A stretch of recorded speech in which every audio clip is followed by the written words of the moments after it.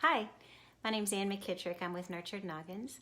And in the days and weeks to come, I'm going to be sharing with you some ways that you can play with your really young children to kind of get through this time that we have that's brand new, where maybe you are at home with your children where normally they were going to childcare or to a sitter while you went to work, or even for those of you who are normally stay-at-home parents, but you just might need some fresh ideas on ways that you can manage time since you can't go anywhere right now.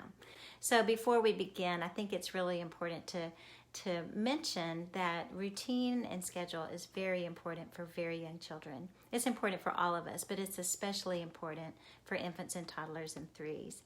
We need to keep things very predictable for our children so that they know that we are there, that we're taking care of them, and that we are going to provide a great environment for them in the confines of our home right now.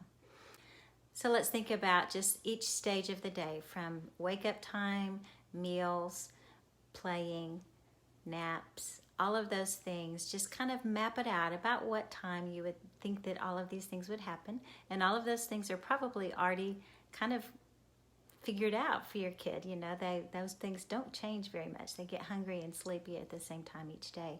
But what you do with that in-between time is really what I'm asking you to think about, creating a schedule around and what you're going to do at certain times. So one thing you might want to try is a visual schedule, and we use this in preschool classrooms or in early childhood programs where we have pictures of what is coming next, and then children can look at that and they know what's going to come next, and it just gives a sense of security to know what's next on the schedule. I know that I like to know what's coming next for my day. Another thing I'd like to suggest is that you rotate out your toys if you're not doing that already.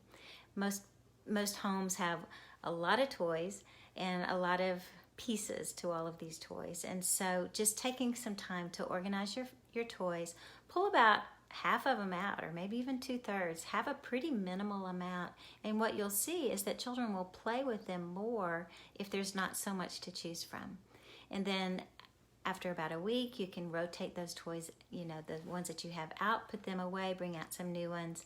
And that way, it just creates a little bit more interest for children when they don't have the same things out every single day.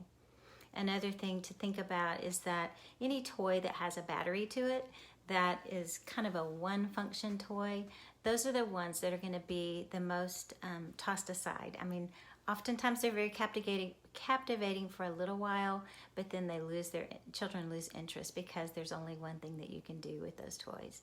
And so you want to find some open-ended materials that you can put out, and this might be a bunch of scarves or empty boxes or pasta and straws or all kinds of different things that you might have, even pots and pans or wooden spoons and plastic bowls. Those kinds of things that you have in your kitchen, you can just pull out those and let them play with that while you are doing something in the kitchen, like preparing a meal or cleaning up or something. And so that's just a couple of suggestions right now. And so I hope that is helpful, and we've got more to come.